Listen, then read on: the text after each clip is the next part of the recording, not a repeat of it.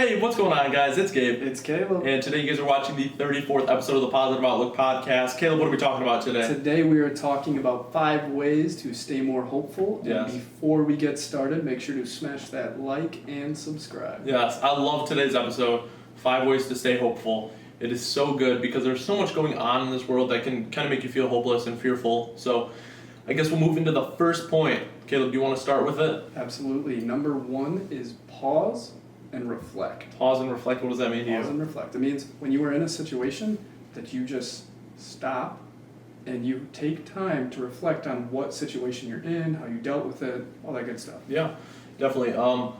I feel like a lot of us in our lives, when we have a lot of things going on that make us feel, fearful for the future or hopeless in what we are able to accomplish in our lives, we kind of focus on that. We spiral. We go down this rabbit hole of, why is this happening to me?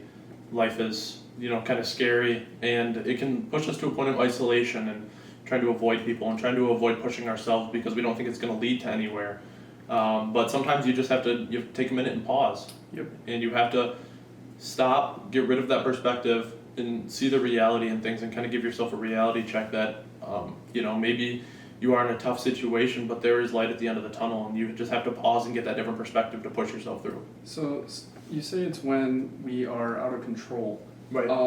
Would you consider yourself a control freak? I am. Yeah. I definitely am. Yeah. And it's something I am extremely working on over these last couple of years. I don't like it. I notice it when it happens, Yeah. and I'm like, oh, just go with the flow, man. You don't have to control everything. Like when it comes to team projects or group projects, I need to know what everyone is doing, when they're doing it, how they're doing it, when it will be done. And sometimes you just gotta let go of the reins and take a step back. And I remember a long time ago you were talking about how you're like a big planner. Yeah.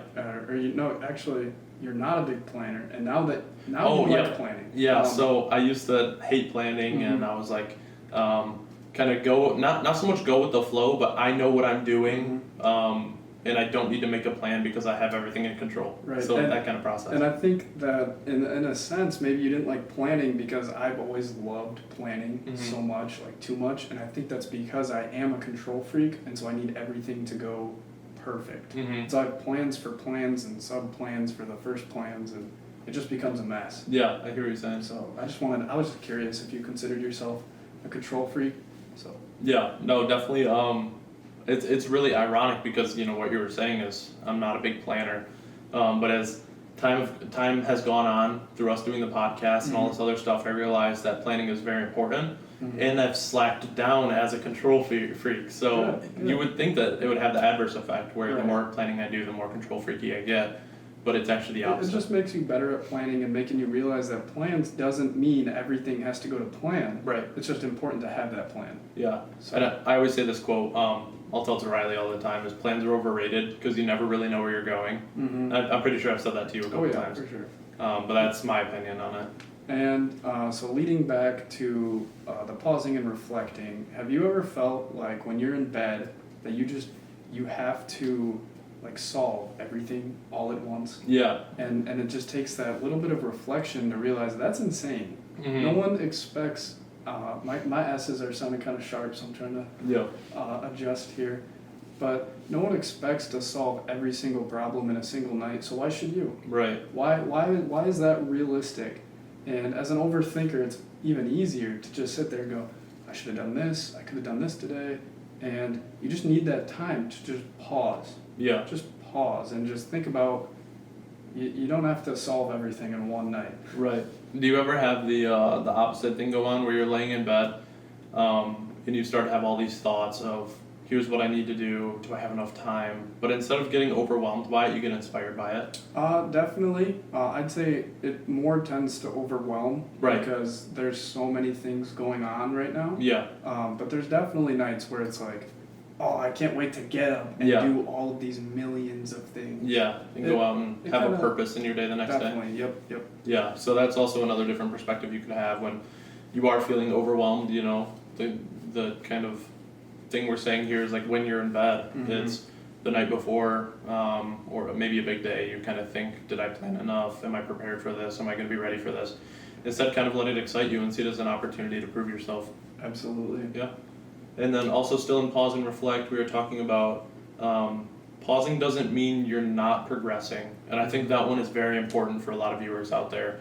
A lot of people feel like if you stop moving or stop moving forward, I guess, or doing something actionable and tangible, that you're not progressing. Absolutely. A lot of goal setting is goal setting, you know? And so it's a lot of sitting there and planning and thinking about how you're going to do your next step. That doesn't mean you're not progressing because you're not being actionable on anything yet.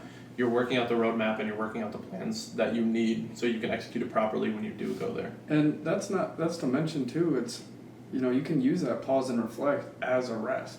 Right. Because the whole you're regressing if you're not moving forward, there's a lot of validity to that. But that's more for people that need that fire lit underneath them where they're just not doing anything to better themselves.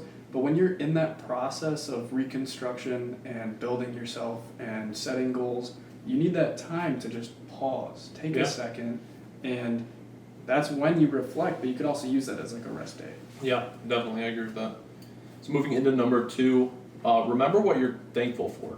There are a lot of things in life, situations, say you don't get accepted to your dream college, or you don't get accepted to this job that you just worked 4 years for a bachelor's degree to go get, where you can kind of sit there and, you know, wonder what went wrong, how I could have done better, all these things where you feel almost like you're a victim and it happened to you, you know. But it's so important to kind of take a step back and think, what can I learn from this situation? You know, there's no true failure other than no effort, in my opinion. Because if you go out, something scares you, or even if it's a micro challenge, like, you know, this isn't a micro challenge, but say I'm going to go to the gym today.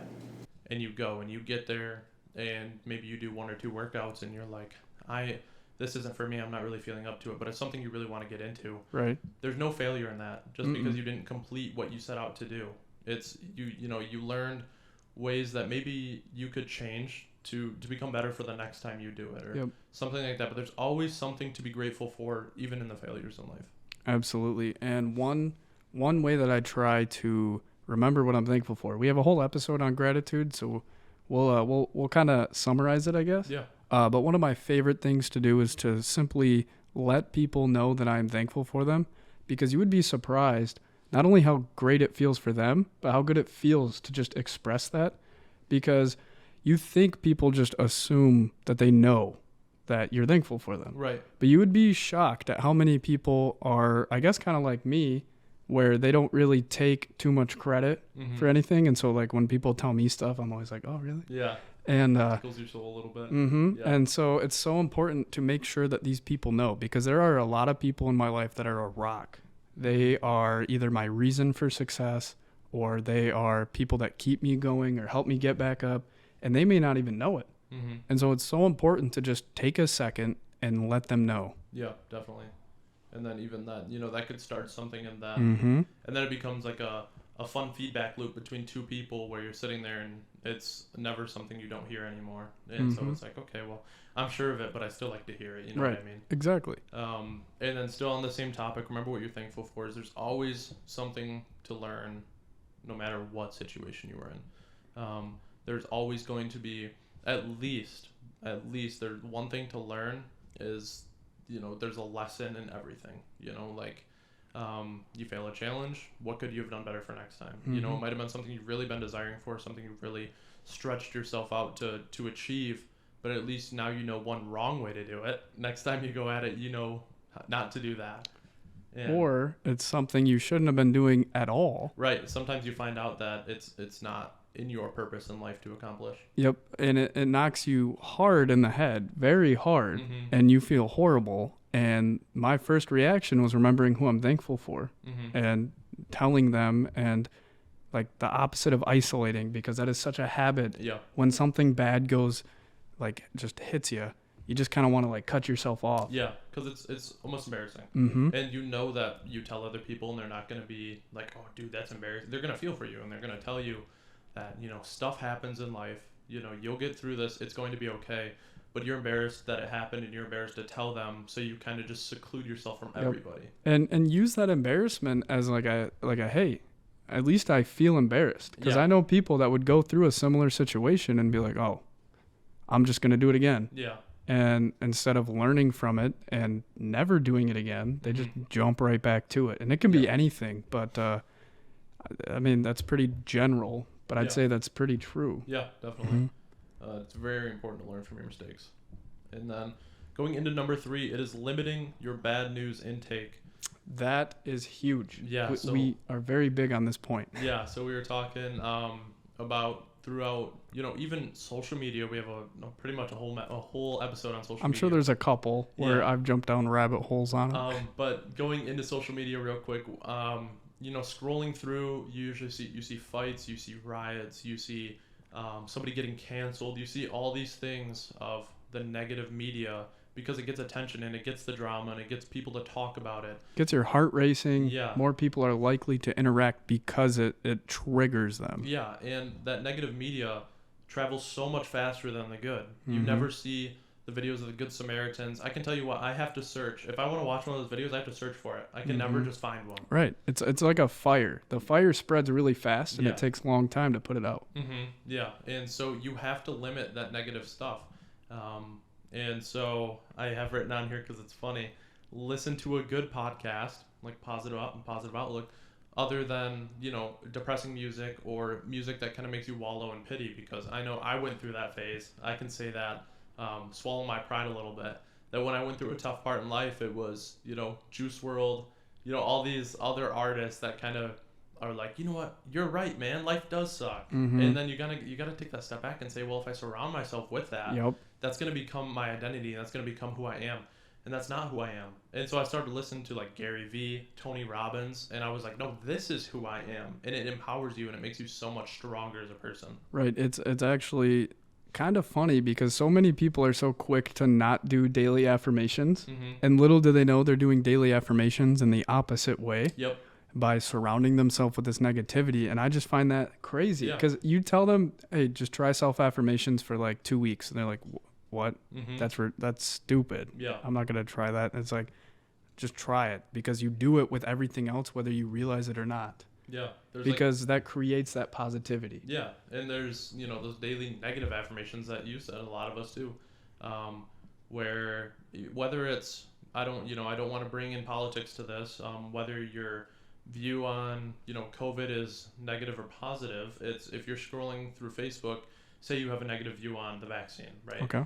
And you're scrolling through Facebook and you see the vaccine, you tell yourself, the world is full of sheeps, I hate this. What do you do to yourself there?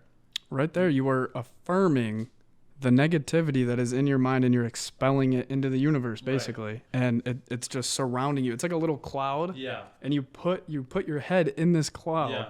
And you're just letting it just soak. Right. Soak in there. And it goes both ways. It's if you see oh, this guy voted for Trump, I hate this guy. What does that do to you? What does that do to your soul? What does that do to how you view everyone? What if there was labels around the world? How would that benefit anyone? If I looked at you and I saw Trump above your head, does that change who you are? Not at all. If it said Biden above your head, does that change who you are? So why do we judge people based off of that? And why are we so quick to jump on the negative in social media or in any media in life? Because it's addicting. It is so addicting. And this is why I told you to bring a rope today. That way I don't jump down a rabbit hole. But it is addicting. There's a reason that I limit my time very much so, especially on Instagram. I actually recently, I turned off all my notifications. So if you are trying to contact us, we will get back to you, but it'll be more of a delay because I'm trying to stay away from that. Right. And it's really hard, especially nowadays, because one, everyone's on it. Two, I know how it feels. You feel like you're almost missing out on stuff. Yep. But I promise you are not. You're just missing out on what shirt Jennifer Aniston wore yesterday. Yeah. So while he's fixing his mic, it just unplugged. I just wanted to remind you guys that it is so important that, Caleb mentioned, people think it's goofy to do daily affirmations or daily positive self-talk. But why are you doing the daily negative talk and the daily negative affirmations that comes, in form of either songs, movies, media, any of that? Why do we not focus on the good that we do have in life? Because it is there and we need to capture it and hold on to it while we have it. Sorry about that. I have a mic stand today. We've had this, but we got new chairs. Shout out Hannah. And now that I'm not constrained to holding like a microphone. My hands are all over the place. So I apologize for that. That's okay. Do you have anything else you want to say to limit your bad news intake? Yeah. Big recommendation. Again, just put a time limit on it. Say, okay, I'm not going to be on this for more than 20 minutes a day. You don't need more than 20 minutes. Social media you're talking about? Yeah, social media of any type. But other than that, I mean, if you want to use the 20 minutes on Positive Outlook, yeah. Just kidding. That's a side step. You can always spend as much time as you want with Positive Outlook. Yeah, but we're here. Yeah, of course. We're not going anywhere. But yeah, we can move on to number 4. Okay, number 4. Focus on what you can look forward to in life. So what good can come from the struggle, basically? So that means, you're in school, right? You are in a graduate program or something where it takes a lot of work and a lot of effort to put in. And it can be so easy to be caught up in the moment of, I don't want to do my homework. I want to go out and have fun. I want to not do, this hard work because I'm stressing out. And it is so easy to get caught up on that. And I'm not saying that's it's not a real stress or it's not a real struggle, because it is. It is a real stress. It's a real struggle. But you have to think long term. What good will come out of me doing my homework tonight? What good will come out of me getting, all A's in my classes? What good will come out of all of this? And, it's a good career, a good life set ahead of you, and all this other stuff, that there's always something good that can come out of a struggle. A great way to remember things is to write your goals down, just saying. And then another thing is, you've already reflected. If you follow this step by step, you've already paused and reflected. So stop dwelling on it, okay? You messed up, or you're in a bad situation. Yeah. Either way, it's in the past. You've already learned from it. It's time to start looking forward. Yeah. Because you can't go back and change what happened, and that sucks. It really does. I mean, I understand that a lot. And you can't sit there and think, well, if I did this differently or that differently, those will eat you alive. And I think a lot of things, when we're telling stories or we're telling times about parts in our lives, we focus on, the bad part of it. It's like, say you have a certain training or a certain class you have to do for school or for work, and you ask somebody like, oh, I'm going to go do yada yada training. And they're like, oh, have fun with that. How many times have you heard that? Like the sarcastic, oh, good luck, right. Have fun. Because you only hear the good or the bad that comes from it. But there's this quote by Walt Disney, and it says, "It seems to me we have a lot left of story to tell." And I love that quote, because it seems like when people tell stories about the situations or the stuff they've been through in life, it is all the bad. It is not the good that they have learned from it. It is the bad they've experienced. And I think we kind of, as a society, we need to switch that. We need to switch that. This is what I went through. This is what I still carry today that hurts me. Mm-hmm. Why not? This is what I've learned from it, and this is how I'm better now. Mm-hmm. And another thing, going off of the same quote and kind of connecting it with like the don't dwell, if you make one decision or you screw up one time or you miss one goal, that does not define you. You still have a lot of story left to tell. There's so many ways. When you miss a goal, sorry, I'm adjusting here. When you miss a goal, that's fine. Because if you have paused and reflected, if you are continuing to look forward, if you keep that hope inside of you, you still have so much more to accomplish, so much more to prove. You've learned a great deal, and you get a little notch on your belt. Mm-hmm. Like, honestly, I almost feel like people should celebrate their mistakes as long as they've learned the lessons from them. Like failures are not a life sentence. Yeah, exactly. Right. And when I tell like a story, especially if it's like a bad story, I make sure that I include the good that I've learned from it, mm-hmm. because there is no such thing as a lesson learned bad, if that makes sense. I see what you're saying. Yeah. And there's always a good lesson learned or something, at least, even if it's not really, say it's a very rare situation, but if you go through it again, you have this applicable lesson mm-hmm. that you learned from the last time you failed or the last time you went through the drama of it. You know how to avoid it. You know how to chase it better. You know how to adapt. Yeah. You learn so much. And that's the important part, is I can't say that you have to learn so much, because there's a lot of people I know that don't learn anything. Yeah. So as long as you're learning, though, that's great. That's a good part of your story. That's an entertaining chapter of your book, and you've moved on from it, and you've got the whole rest of the book to fill up. And so that's, I challenge you guys, when people are talking to you about tough parts of your life that you've been through, I want you to, instead of ending it at, this is what I still carry today, I'm depressed, I'm anxious, I have all these things wrong with me. Stop focusing on that. Start focusing on, this is what I learned from it. This is how I'm better adapted to handle challenges, or this is how I can tackle the next one better, and all these other beneficial things that come out of these failures. Stop focusing on the negative. Is it positive outlook if I don't bring in some sort of way from the gym? No, I know you already have. You gotta bring in. You've got your part in. I need to get mine in here. When you fail, when you're going for a max, do you sit there and dwell on it? No. You say you get amped up. You're like, all right, I still got room to grow. So let life do the same thing for you, because not everyone lifts in the gym, which is why I do feel bad, because someone has brought it up to me before. They're like, that's cool that you're relating it, but I don't lift. Yeah. But I mean, it's just the same thing with anything. You know, if you fail at a video game level, are you going to like let that wear on your soul? Right. Nah, you're going to go back and attack the boss with your maxed out knowledge and levels. Yeah. Because I mean, if it's something that you're truly passionate about and you have fun doing it, you are going to do so much better with the new knowledge that you just learned. Like I don't want to be going too far with the video game thing, but like if you beat the game, do you dwell and tell everyone how many times you failed? Right. You just tell them you beat the game. Right. So why not let that be life? That's all I'm saying. You beat the challenge. Tell us what you learned from it, basically. All right, going into number 5, talk to hopeful people. Going into this one, it's very important to question who lifts you up and who depresses you. Just because simply, you know, people's energy around you, you know, you gotta stick around the people who inspire you. You gotta stick around the people who can lift you up and help remind you that you are just a human being. Mistakes happen, but get up. You have another challenge to go. You know, keep going. And it's so important to separate those two groups of people that you have in your life. Because we all have them, and some of us are still in denial about who's who, because maybe it gives you a certain social status or gives you some sort of twisted benefits or something. Right. But it's truly just about who you can be genuine with, and we all have people that when we hang out with them, we're like way in the clouds, and then there's people we hang out with that you just are like, all right, can I go back home now? Right. And we're not talking about like substances, you know, hanging out with somebody who lifts you up substance-wise. No. No. That, you know, because then how do you feel when you come back down from it? Right. And then, you know, you're alone again after that. And so you got to talk about who is lifting you up spiritually, fulfillment, you know, that internal fulfillment, who makes you genuinely happy, and you don't have to put on a facade around them. You can be yourself.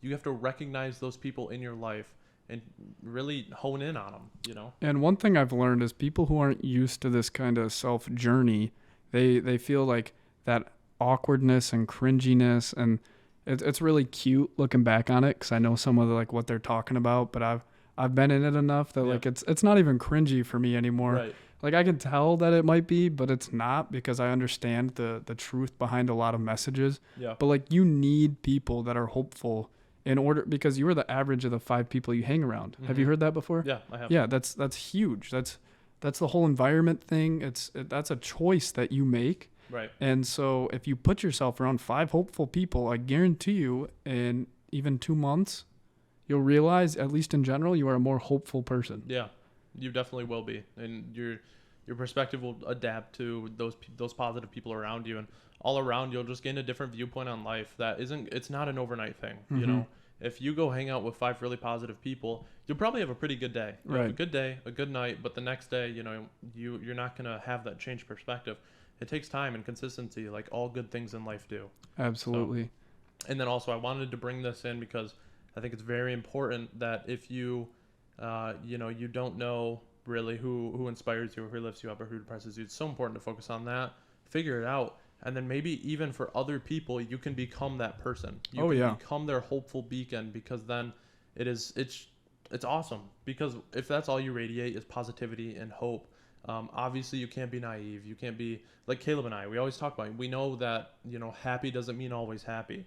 We both have our days, but that's why we have each other, because then we can sit and talk and we change each other's perspectives on the situation, and then we both know we are that hopeful person, but you can still have your off days. And I remember recently I was going through something, and I was talking to a friend from my school, and she told me a quote that I've told so many people, and that's why it's so important to talk to people, is because even if you know it, like I'll get in these situations where I'm just overstressed or whatever, and I will just kind of have like my own mini meltdown. They're nowhere, like, I'm not saying that I'm like, shoot, no, I'm just kidding. But, you know what I mean? Yeah. Like, because happy isn't always happy. Okay. Yeah. I'm not saying I'm not generally positive. I would say I generally am. Yeah. But that doesn't mean that there's not negativity that you always have to fight. Yeah. And so you're better equipped to fight it. Right. Yeah. And so there are moments where I get frustrated because, well, I should know better. I'm positive outlook or whatever.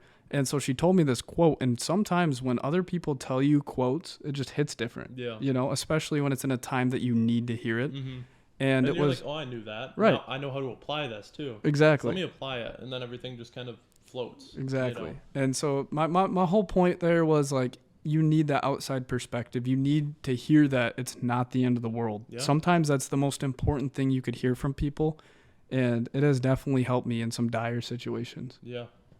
So I guess that kind of concludes our episode today. Just want to remind you guys to stay hopeful. There's always something good. You know, look forward to what you have coming in life. Find those people around you. Limit your bad media, and so on and so forth. There are so many ways to be hopeful.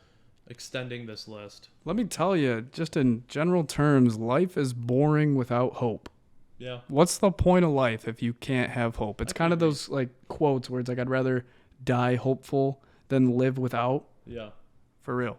Yeah. Just remember, there's always more good coming. There's always something you can be striving for. There's always ways you can impress yourself, and there's always ways you can make yourself happy. That, you know, they don't include substance or bringing out someone else down. It's ways that you can lift yourself up with daily activities or daily affirmations. And I really recommend you guys start trying those. And please. I promise you, not one of you will feel no difference trying it for 2 weeks. Yeah. It doesn't even take months or years. It definitely gets better with months and years. Yeah.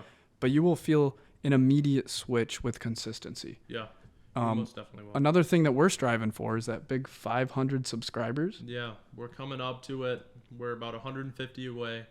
So if you guys could, you know, you want to spread the happiness and spread the hope that we spread, maybe go share this, send it to a friend, send it to somebody who you might think needs to hear this, and ask them to like and subscribe. And we really want to do something crazy for Christmas. And so not that however many subscribers just depends on whether we do something or not, but it does help. Yeah. The bigger the platform, the more positivity that's spread and all that. Yeah. But I am excited when we guys can finally tell you what we're up to. We got a lot in store for you guys. We always do. We always love hopping on here. I'm done with school for the month. So it feels good to be back here. Yeah. For a good month. Yeah. It's gonna be fun. We're gonna get lots of content. Yeah. So we're gonna do lots of stuff for you guys. We can't wait to interact with you guys some more throughout this next month. But until then, happy Monday. Happy Monday. And we will see you guys later. Peace. Peace.